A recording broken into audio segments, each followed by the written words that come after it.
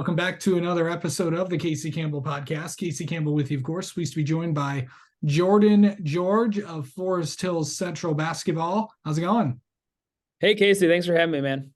So, of course, before we get to previewing the upcoming season, let's just talk about this is your very first year as head coach. Obviously, this program is very familiar to you. This program is very familiar to your family. Of course, not really much has changed in Forest Hills, but besides you becoming the head coach.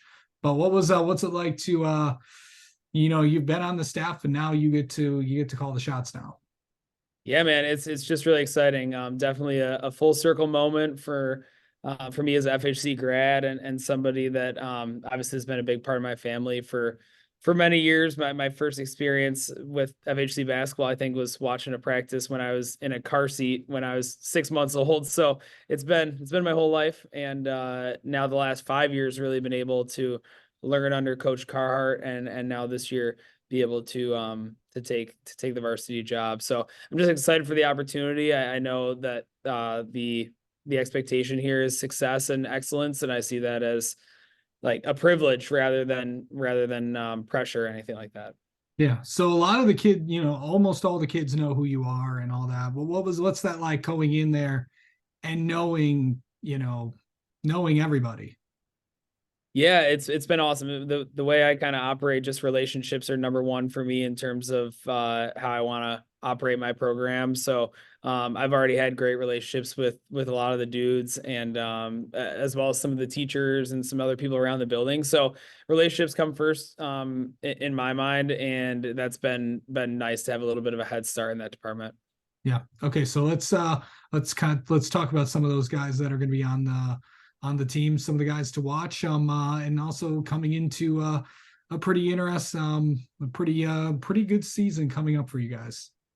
Yeah, man. So we got a ton of great returners this year. We're looking at quite a few seniors on this year's group. So it's a very experienced team, and that starts with our two all league returning guards, Brady Miller and Jonas Vanderwood. They're kind of the guys in that backcourt that are gonna help us go on both ends of the floor this year. Brady and Jonas were co-team MVPs as juniors, and now they return for their senior years. Brady, I think, probably the most underrated point guard in the area. I would say he's just going to take a huge jump this year. About 6'2", lanky point guard that is just going to have to do a lot for us. And then Jonas Vanderwood, who has been up since his sophomore year, transferred over from Grand Rapids Christian a few years ago, and seems like he's been on varsity for 5 years now and not just 3. So he's ultra experienced. I think the best shooter on this side of the state. So got a couple guards that we're really excited about, and then some other guys as well. Yeah. The thing is also, and this is obviously a good situation you want to be in, but it's also kind of you don't have your full team yet, I don't think. Obviously a couple of those guys are going to be playing for a championship at Ford Field this weekend against Mason in the D3 state title game. So right now, how many guys do you not have? Yeah, so it's been definitely an interesting preseason. We have 6 total guys with us right now. We got a guy that's actually been out sick for a few days. So we've had 5 for the last couple of days. Been practicing with the JV team combined. Then yesterday we did a joint practice with Jennison. Today we're going to South Christian to do a joint practice with them, just trying to get creative because we do only have 5 or 6 guys. We see 8 or 9 football guys coming to join us here on Monday and Tuesday, hopefully after they bring home that state championship. So excited for those guys to go compete. I can't wait to go to Ford Field on Sunday, and I'm pumped about the situation that we're in, just because those football guys are going to bring so much of a mentality to our group when they come join us. Yeah, it's a good problem to have because the season literally starts next week. So going in, because obviously you don't have those 8 or 9 guys. And of course it's like, most schools, it's like, all right, it's time to go to the next one. What's that like, just to get right? Cause the season literally starts next week. Yeah, we're gonna have probably through 4-ish full days of practice of those guys, and I've been very upfront with our guys that our attitude just has to be, our response to everything just has to be, all right, good, and now let's move forward and take advantage of it. We don't have all of our football guys, good. Then some guys that maybe weren't expecting to be called upon are gonna have to step up. We don't have our football guys when we have to practice with JV, good. Then we get to help set the tone for them too. So it's been definitely interesting, not the way I probably envisioned my first year starting, but it's been a good positive for our guys. Our guys have dealt with it really well.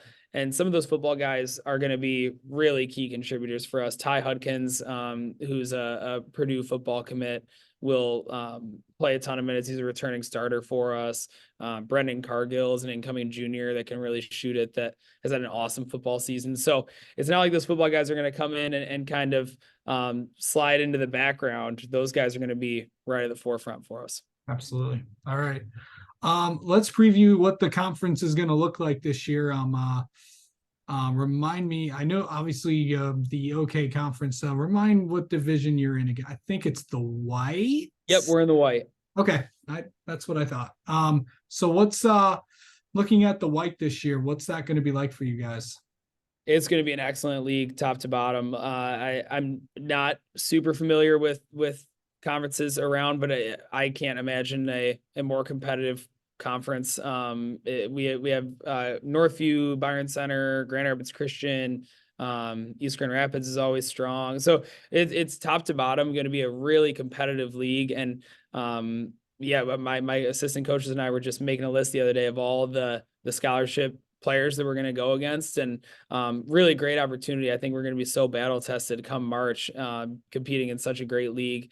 Byron Center has all their guys back, most of those guys back from last year, and Grand Rapids Christian has multiple Division I guys. Northview has multiple Division I dudes, and such great coaches in the league too. And the cool thing about it is that it doesn't really drop off a ton top to bottom. I think some teams that people would maybe prognosticate to finish lower in the league are still going to be extremely competitive. So we're pumped for the opportunity. We know it's going to be difficult night in, night out, but definitely excited.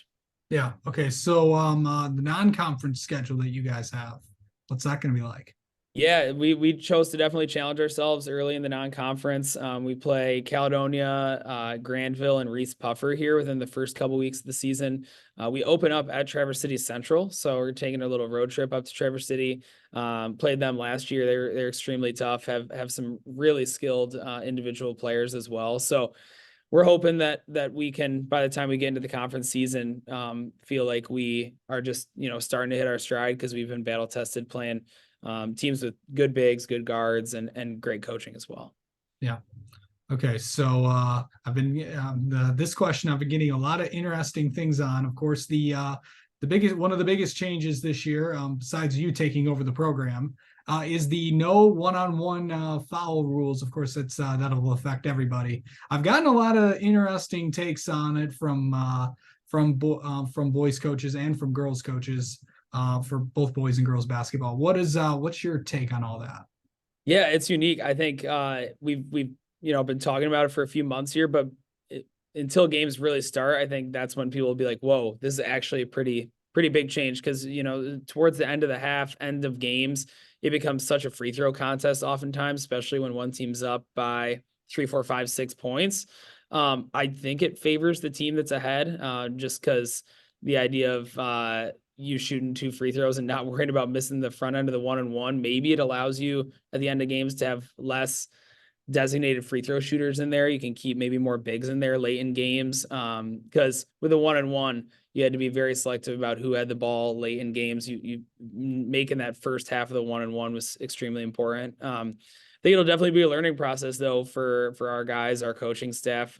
Definitely different in terms of late game situations. Absolutely. All right.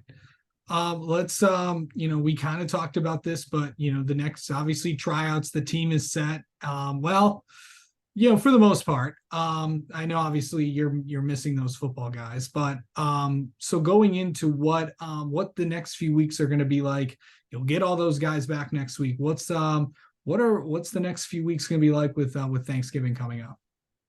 Yeah, so just trying to keep our guys in the gym as much as possible while also, realizing that we've got a lot of other stuff going on too. We're trying to simplify things a little bit this year here at the start of the year, trying to really, if our guys were stopped in an elevator, could they describe what our offensive system was in 20 seconds? Could they describe what our defensive system was in 3 bullet points? So trying to just really hammer home the basics and the fundamentals, and then as the season goes along, as you know, hoop season is so long, so we can keep building on that. We're trying to, especially with these football guys coming in, getting 8 or 9 guys on Monday or Tuesday, trying to start with the basics and then build out from there. All right. Jordan, thank you so much for the time, and best of luck to you guys this year. Thanks, man. Appreciate you having me. And yeah, thanks for all you do covering high school hoops.